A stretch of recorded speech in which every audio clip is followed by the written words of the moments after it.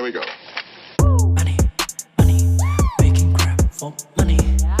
Money, and money, money. Welcome to the John Clampett Show. I'm your host, John Clampett. This is a college football podcast. I love college football, and I just want to talk about it. Feel free to engage in the comment section and all that. I just want to talk about college football because it's a great sport.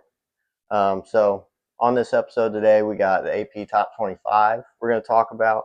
We're going to talk about my Heisman contenders, my top 5 Heisman contenders, and then I'm going to give some honorable mentions for some players that I don't think have a real shot at winning it, but are definitely good enough to. And at the end of the episode, we're going to cover my preseason playoff picks. So without further ado, let's get right into it. The AP Top 25 came out recently. I agree with some of it. I disagree with some of it, as per usual. Right off the bat, Texas is number 1. I don't hate it, but personally, I would have Ohio State at 1 just because they won the national championship last year, and no one's proven that they're better than Ohio State, even though it's a new team. I still think they should be number 1. And then Texas should be 2. Penn State's going to be really good, but Texas and Ohio State play each other in week 1 also. So, 1 versus 2 matchup right off the bat, and the coaches have it that way also in the coaches poll. So that's my first disagreement, but I'm not too upset about that. Clemson, Georgia, Notre Dame, those would be my next 3 as well. I'm not too picky about the order. But as far as the AP Top 25 goes, it's preseason rankings and they don't really matter. I'm not too worried about this. It's going to shape itself out eventually. Michigan, I think, is a little high at 14. LSU, I think, is a little high at 9. But nothing that jumps off the page at me. My biggest issue is just Ohio State's not number 1. Even then, it's not that big of an issue. But yeah, that's just a quick little tidbit on the AP Top 25 that I don't really care about that. For the next segment, we're going to get into my top 5 Heisman contenders and some honorable mentions that I came up with that I don't think will be given really a fair shot to win it, but are definitely good enough and talented to be mentioned in this segment. So to kick it off, my number 6 honorable mention would be Lenore Sellers, the quarterback from South Carolina. He was really good last year as a freshman at South Carolina. Really came on later in the season also. They went on a roll, blew out Texas A&M, beat Clemson. And they were cooking right there at the end of the season. Had an argument to be one of the final playoff teams. Didn't end up getting in, but Sellers had one heck of a year last year as a freshman, and he's a great player. Unfortunately, I don't think South Carolina's record will be good enough for him to get some serious Heisman consideration. I think he's gonna fall victim to the team success aspect of the Heisman Trophy. I think South Carolina will finish the regular season with 3 or 4 losses, and I don't think Lenore Sellers will have good enough numbers to actually overcome that. They'll still be really good numbers, but I don't think they'll be able to overcome those 3 or 4 losses against some of the better teams on their schedule. Number 5, this one may be controversial. It's Garrett Nussmeier from LSU, and it's really the same reason that I have for Sellers. I just don't think I'm not as high on LSU as some of the other teams are, or some of the other media analysts are. But he's definitely going to be a really good player, and he's going to put up big numbers. I just don't think I'm not as high on LSU as some other analysts are. Number Number 4 shout out would be DJ Lagway. He went undefeated in games that he started and finished last year as a freshman at Florida. I think it was like 5-0 or 6-0, something like that. And he gave Georgia a run for their money with a significantly less talented roster than Georgia had.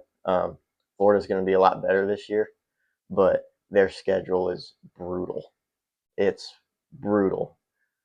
And they might end up being one of the best 6-6 or 7-5 teams in college football history just because of how bad their schedule is. But he's going to be really good. Florida's offense is going to run through him.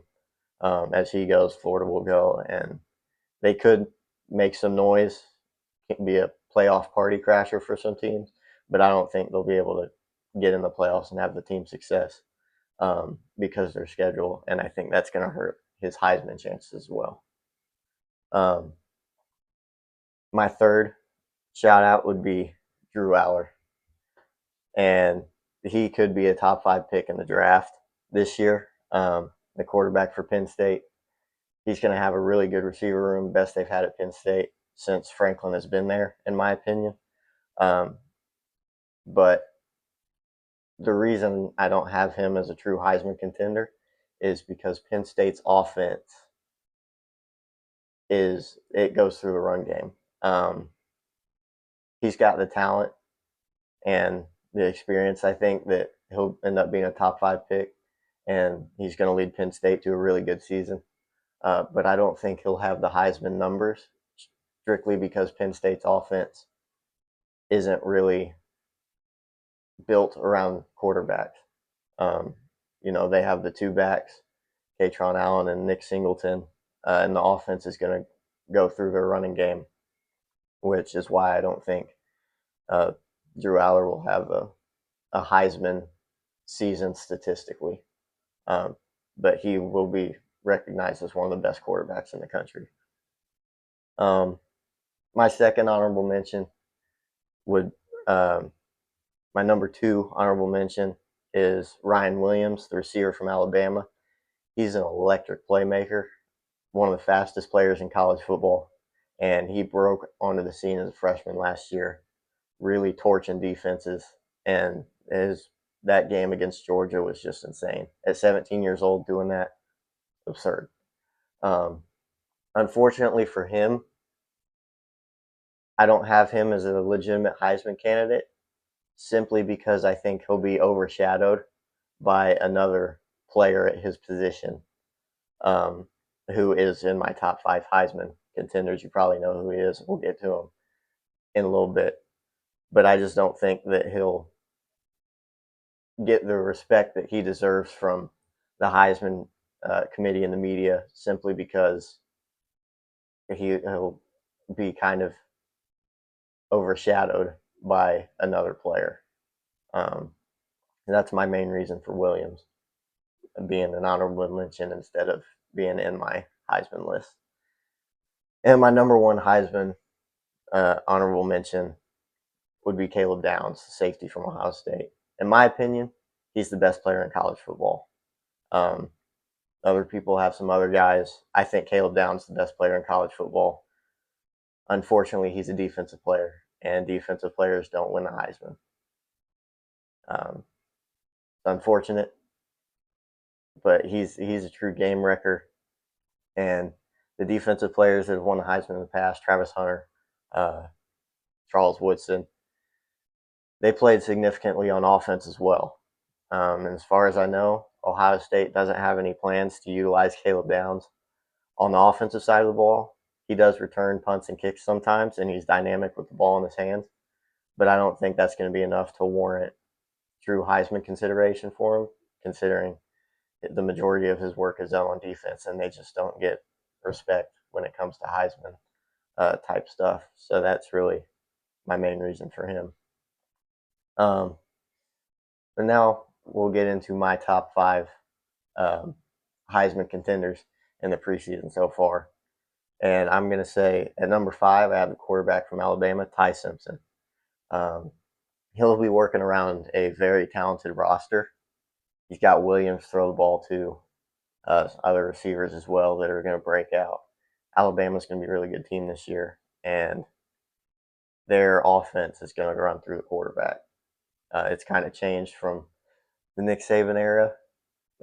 Their offense has become more modernized, more explosive, and Simpson's going to reap the benefits of that, and he's going to put up some big time numbers and get some serious Heisman consideration this year. Number 4, I have Jeremiah Love, the running back from Notre Dame.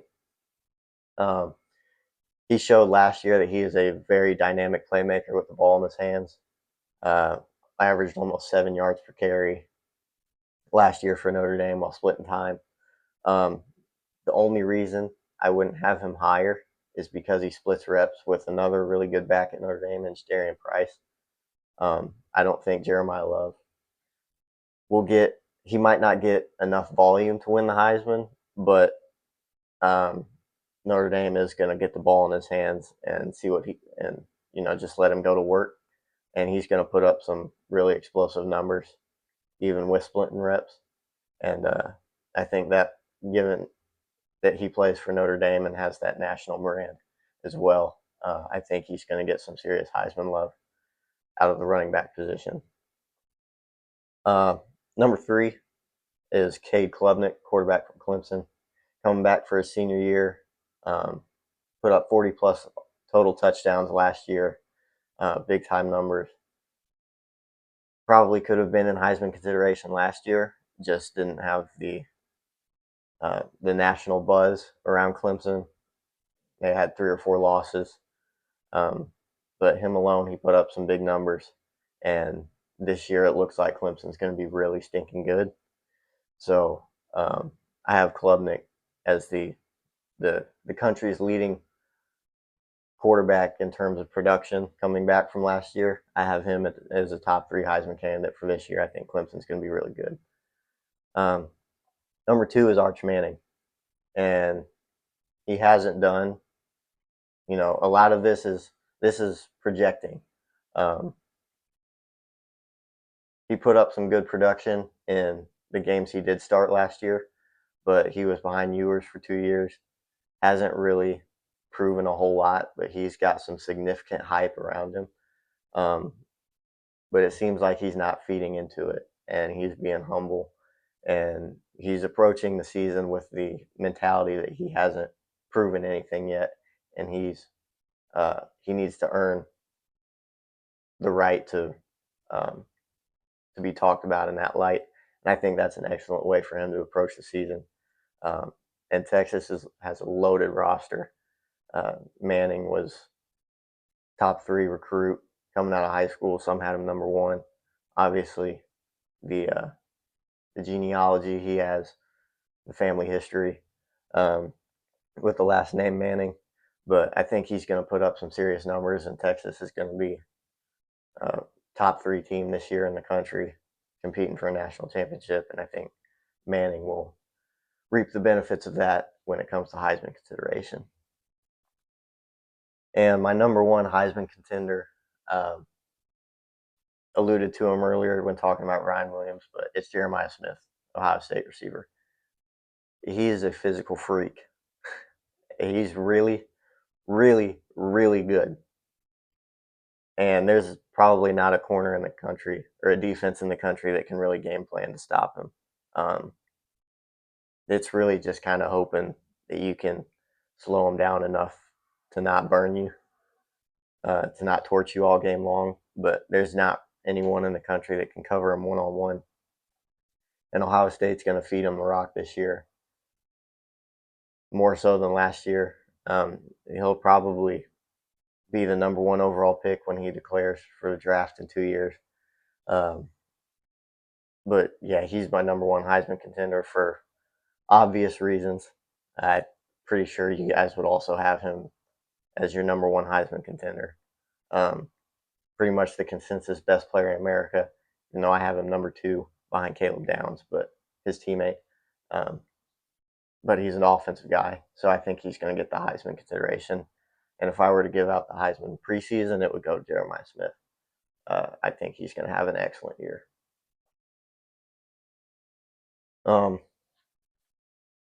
But yeah, so those are my Heisman contenders and honorable mentions.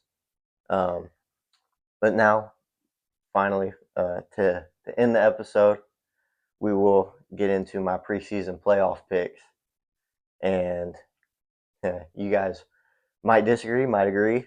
Let me know why. Um, these are just my personal opinions. Preseason, these are definitely going to change throughout the year. Same with the Heisman stuff. Um, but I'm not going to make another playoff prediction, and like you won't see that reflective until after the regular season ends and before the conference championship game starts. So that'll be the next time I change my playoff picks. But as of now, these are my playoff picks. At number 12, I have the Group of 5 champ, and I have Boise State. I have them going 12-1 with their only loss to Notre Dame in the regular season. I think Boise State's going to represent the Group of 5 again, and I think they're going to beat UNLV in the regular season and in the Mountain West Championship again. That's their main competition in my prediction, not just in the Mountain West, but also in the Group of 5 for that Group of 5 spot. But I think Boise State's going to beat UNLV twice and get recognized as that G5 auto bid. Number 11, I have Miami. I have them going 11-2. They brought in Carson Beck as a transfer. He's a proven winner. Struggled at Georgia last year, but a lot of that can be contributed to Georgia's receiver struggles. They led the country in drops, which was not foreseen by many people. But he took a step back, Beck took a step back last year, probably because of the receiving struggles and the subpar offensive line play by Georgia standards. But transferring over to Miami in the offseason, Miami's got a really good offensive line. They got talented receivers. They're young and unproven, but they're really talented. But I think Miami goes 11-2. Their one loss in the regular season being to Notre Dame in Week 1. After that, I think they run the table, and then they play Clemson in the ACC championship. That's my prediction now. I think they lose that game, but they still sneak in as a ACC runner-up at the 11 spot in the playoffs. Number 10, I have LSU at 10-2. Now, I know I said I don't think Nussmeier will get Heisman credibility because of LSU's team success. I do have them 10-2 with only 2 losses, but I don't think their losses, those 2 losses, are going to be super competitive, and that's really the main reason. I think the 2 losses are going to be to Clemson in Week 1, which they'll still be getting under the feet, getting back into the swing of things. I don't think they'll come out swinging right away.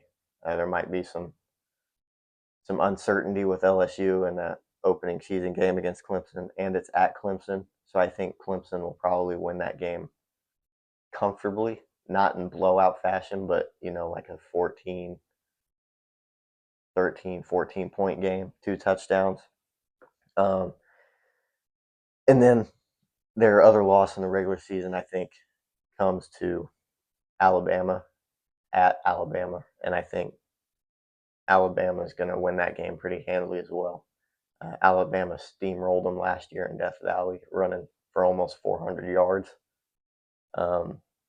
They did not struggle beating LSU at all. I think it'll be pretty similar to that as well. Not quite the rushing totals, but I think Alabama will probably win the game by 2 or 3 scores. I don't think it'll be super close, and that's why I think Nussmeier will get hurt in the Heisman, not because LSU didn't win enough games, but because the 2 losses aren't going to be particularly close.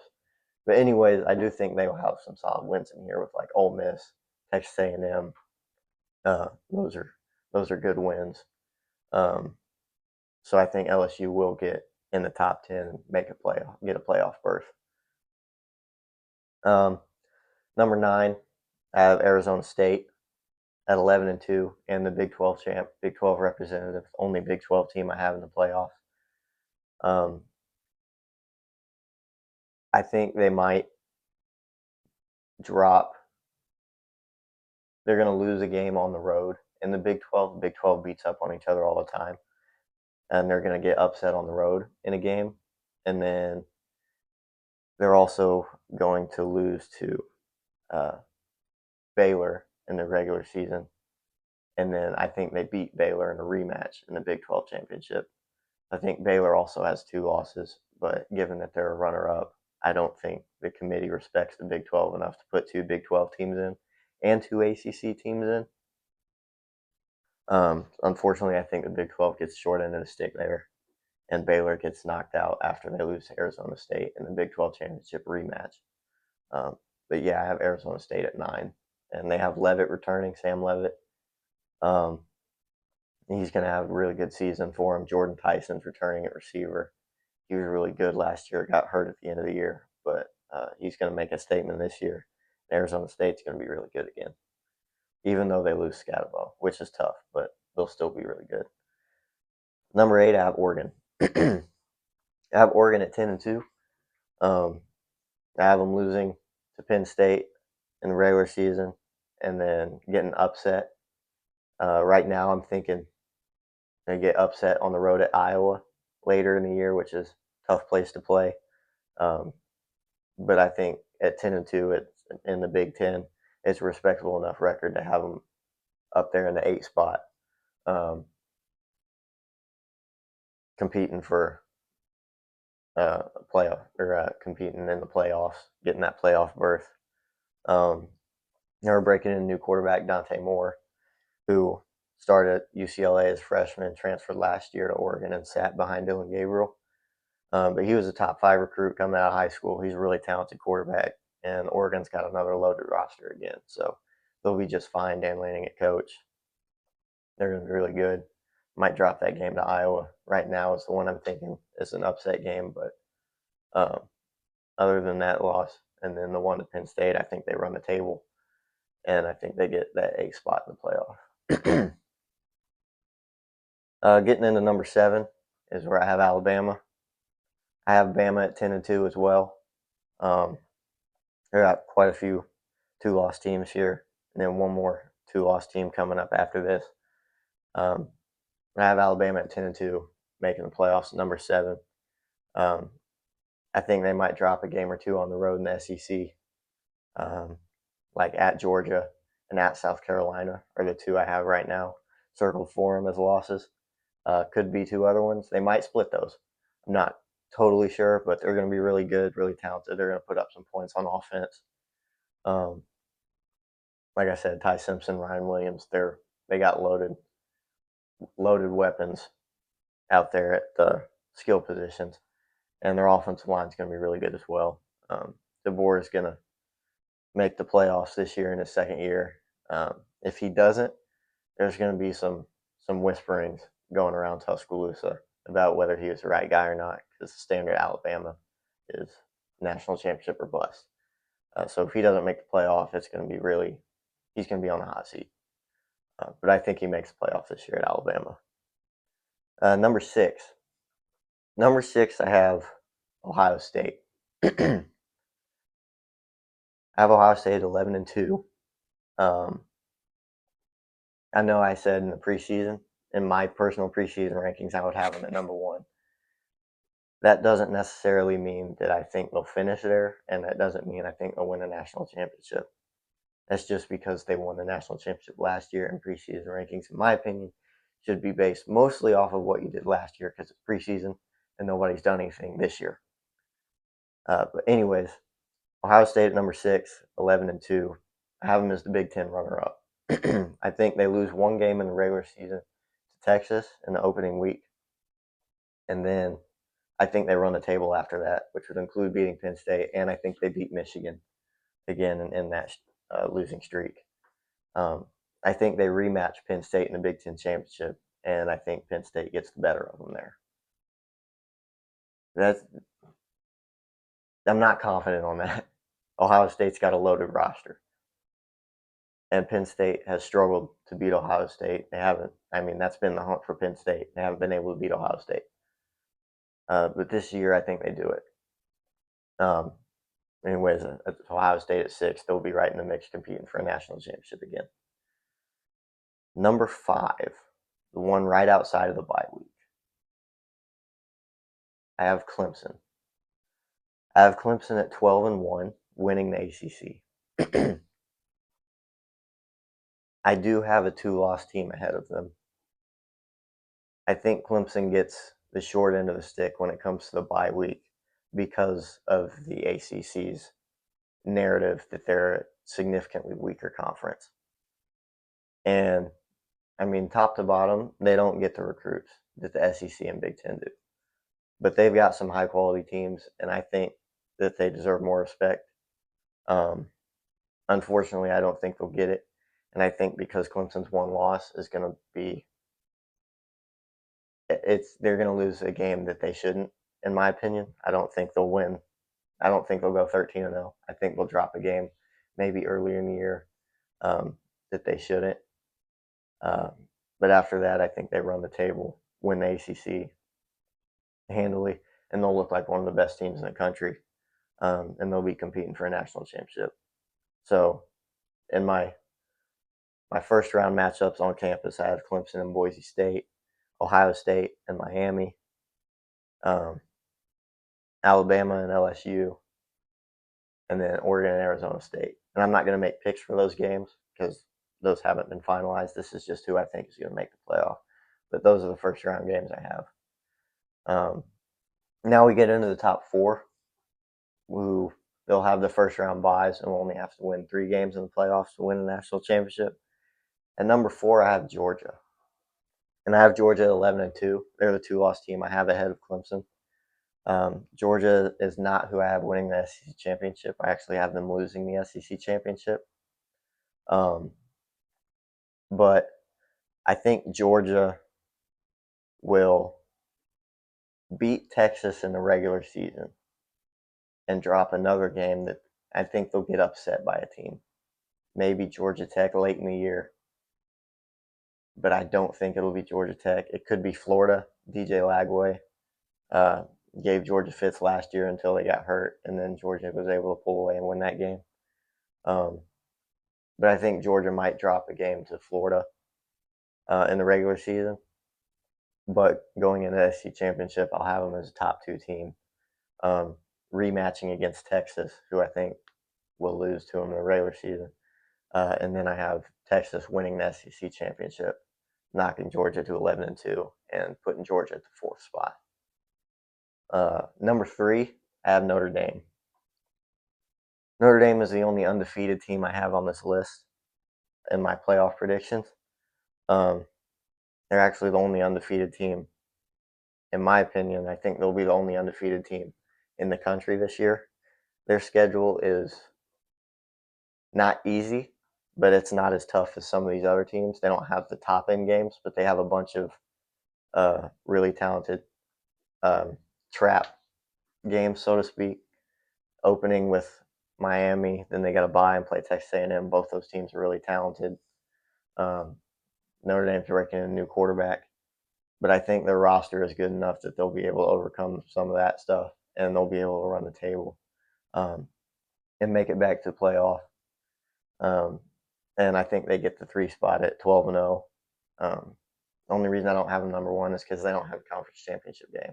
They don't have the 13th bullet point to win over another top of the line national championship contender in that 13th, 14th week of the season, conference championship week.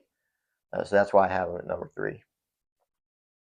Number 2, I have Penn State. Like I said earlier, I have them losing to Ohio State in the regular season, and then rematching with Ohio State in the Big Ten championship, and finally being able to get over that hump and beat them. So I have Penn State as the Big Ten champion at number 2. And then Texas, 12-1, beating Ohio State, losing to Georgia, and then beating Georgia in a rematch in the SEC championship game. I have them at number 1 in my playoff spot.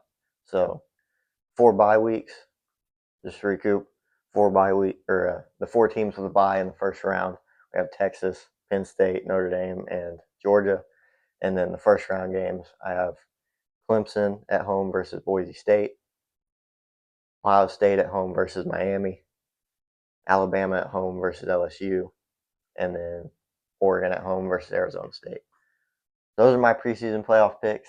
I got quite a few teams just missing out, like South Carolina, Illinois, Indiana, Michigan might be in that range. Texas A&M's.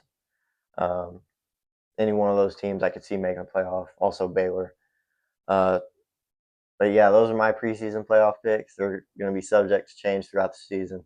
They won't be reflected, and you won't see those changes reflected throughout the season until right before conference championship week. After rivalry week concludes, I'll make another playoff pick. But yeah, thanks for watching the John Clampett Show. Remember to like the video, comment what you think, whether you agree, disagree. Let me know what you think. It's college football space. I love talking about it, and I love to reply, hear your thoughts. If you like the video, share it, get it out there, show your friends, show people. I just want to grow a college football community together. But anyways, thanks for tuning in to episode 1, and we'll see you later. Here we go. Money, money, making crap for money.